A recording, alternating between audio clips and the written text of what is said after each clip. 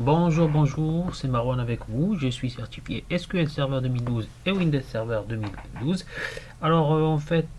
Après avoir vu la série de formations sur Windows Server 2012, on va entamer une nouvelle série de formations sur SQL Server 2012. J'espère que ça sera à la hauteur. Pour cette série, bien sûr, on va parler de l'introduction au développement des bases de données.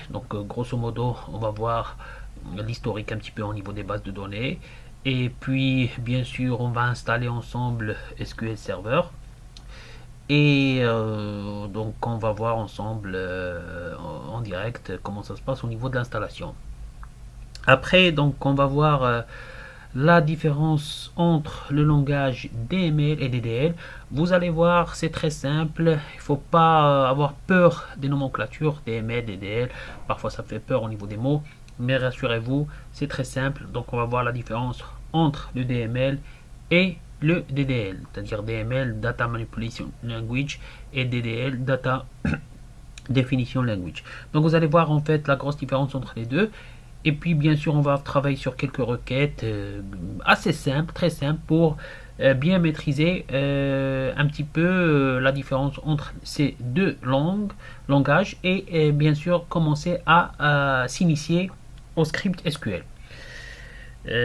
Après bien sûr on va parler de la conception et implémentation des tables.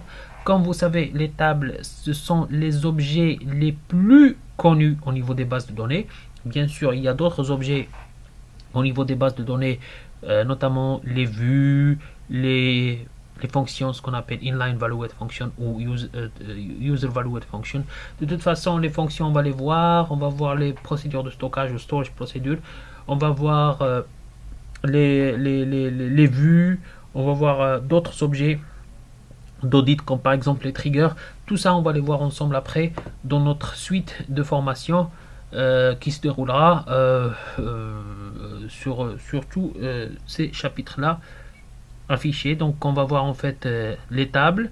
On va voir les manipulations des ensembles, c'est-à-dire manipulation des ensembles. On va utiliser quelques opérateurs très importants comme join, union, except, intersect. Tous ces opérateurs, on va les voir ensemble. Après, on va voir les groupes et les fonctions fenêtres.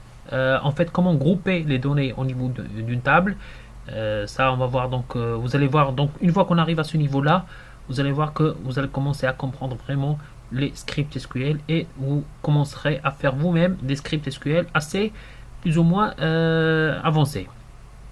Bien sûr, l'intégrité des données, c'est très très important. Au niveau d'une base de données relationnelle, il faut connaître l'intégrité des données et la gestion des contraintes. Donc c'est ce qu'on va voir au fur et à mesure de cette formation.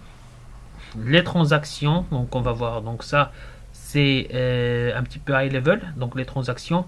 Mais comme j'ai dit, une fois qu'on arrive au niveau des groupes et de l'intégrité des données et les contraintes, on a vraiment atteint 50% de notre objectif de connaissance SQL Server et de notre connaissance des scripts.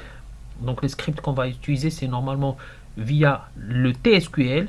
Bien sûr, en fur et à mesure de la formation, on va utiliser le TSQL pour taper et effectuer des scripts. Donc après, on va voir les indexations, l'implémentation des vues. Comme j'ai dit, les vues, c'est parmi les objets qui sont connus au niveau des bases de données, notamment avec les tables.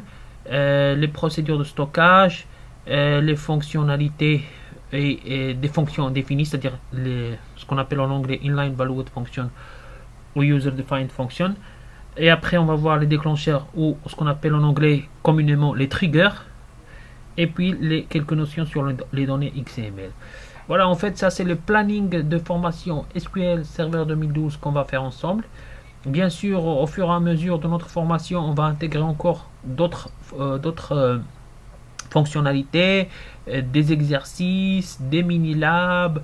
On va télécharger ensemble, je vais vous montrer comment télécharger en fait une version d'évaluation des SQL Server, comment l'installer, comment travailler avec une base de données, commencer à faire des scripts par vous-même. Donc si vous me suivez, j'espère que vous allez maîtriser les SQL Server et vous allez pouvoir pouvoir faire des projets pour vos études et pour vos labs. Voilà, donc c'était juste le planning qu'on va vérifier ensemble au niveau SQL Server 2012.